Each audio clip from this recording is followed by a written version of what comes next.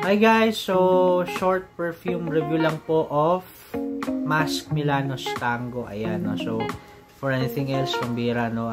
Gusto ko pong ipakita yung details, no? Of course, a thick bottle, a thick bottom, no? Yung glass niya, no? Parang around 1.5 inch, no? Yung thickness ng glass before the juice. And rubber po ito. Rubber yung kanyang cap, no? And the atomizer. And those details, Masque Milano Tango, no? So name of the house, name of the perfume, etc. So this is a 35 ml perfume, no? And Masque Milano, this is a lesser known niche house sa Pinas, no? Of course, yung aside doon sa short-lived na hype na nakuha ng Russian tea last year. So anyway, this is warm spicy, this is woody, this is basically oriental, powdery. Merong fresh spicy facets, no? And siguro let me describe to you the notes. Of course, meron tong cumin, no? That's a spice, no? Yan yung sinasabi nila na parang amoy BO, pero hindi po dito, no? May cinnamon, meron siyang cardamom, meron siyang sandalwood, meron siyang guaiac wood, at marami pang deep florals, as how the florals would come up sa mga Middle Eastern flags. So, ayun guys, no, the star of the show, aside doon sa notes na binanggit ko, ay amber, no. If you would look at the juice color, no, yan po talaga yung juice color niya. This is ambery. And this is a great frag, no.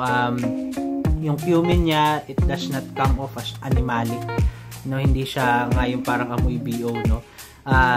Creamy siya because of the sandalwood, because of the guaiac wood, no, at saka po yung honeyed facets po ng roses and everything else. Tapos the amber here comes of, imagine po yung MFK's Grand Soir na ginawa mong mas earthy, medyo mas animalic yung touch ng amber. Ito yun, no? Kasi yung sa Grand Soir mas wearable. I'm not saying na hindi ito wearable, but this is siguro mas malakas sa amber po ng Grand Soir. So guys, ito po kasing tango, no, as the name implies, this is the dance, no. Imagine po yung smell, no. Halimbawa pag nasa place ka na yun, no, where they're dancing the tango.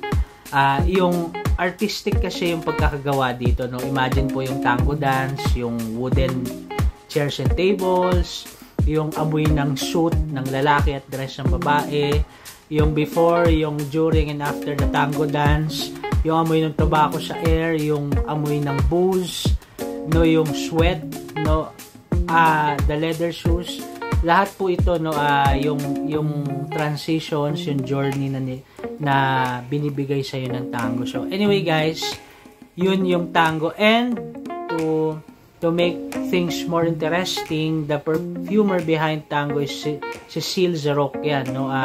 Cecile Zarokian is also the perfumer of Nishanes, Annie, and Annie X. So ayun lang guys, no. Is this good for blind buying? Hindi po. Thank you so much.